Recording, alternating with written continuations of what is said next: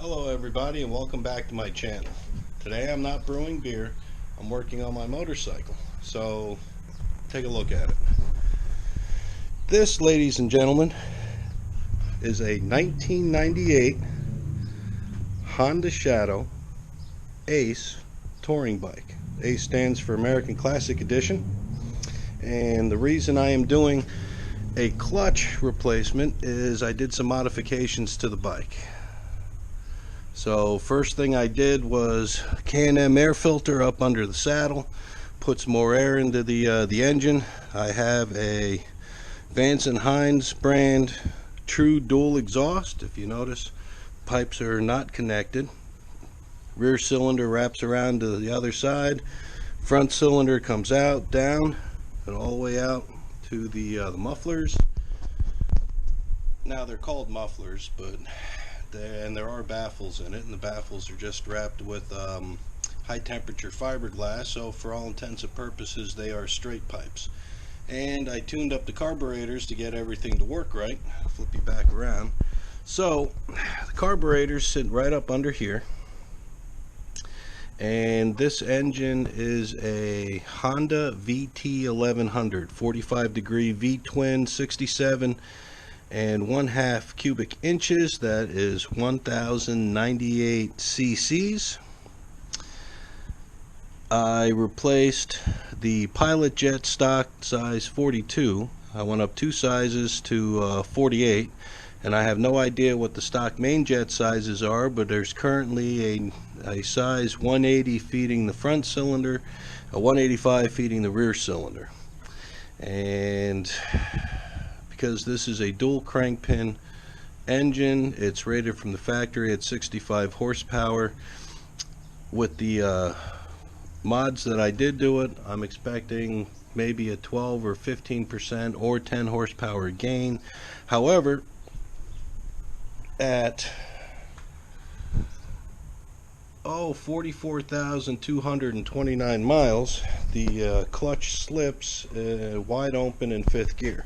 So I'm going to change this clutch out, and I'll bring you guys along.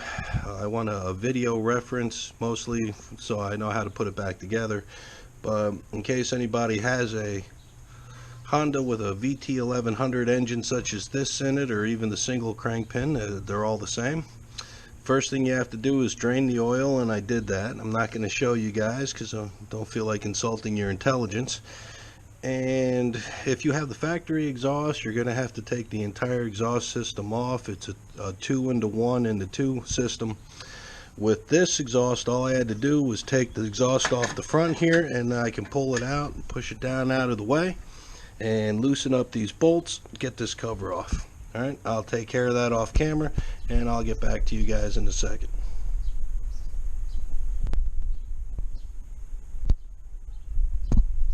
Okay everybody, we are back inside, and I just took the cover off, and this is what the clutch of the engine looks like. Okay, there's a series of friction plates and other plates, and I'm not going to know how bad those are until I get everything off, but I want you to pay attention to this right here. See how everything is lined up perfectly? Left, right, left. The last plate is different. Okay, I'm going to loosen up these 5 bolts, pull this cover off, and we'll get the plates out in a second. Be right back. Okay, so I've got all the clutch plates out, and that's the way it looks. Everything looks really good. You can see, I don't know if you can see it or not, but there's some little marks on the inside, like right there. The little shadows of where everything used to be. I'm not worried about those. Counter shaft looks pretty good. Not worried about those either. Alright, here are the old plates. I'm going to get the new plates in, and I'll be back to you in a second.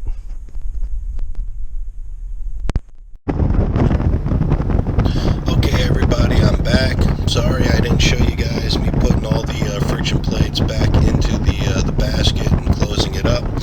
Like I said at the beginning of the video, I didn't want to insult anybody's intelligence. If you're the kind of guy who's going to replace the clutch on his own motorcycle,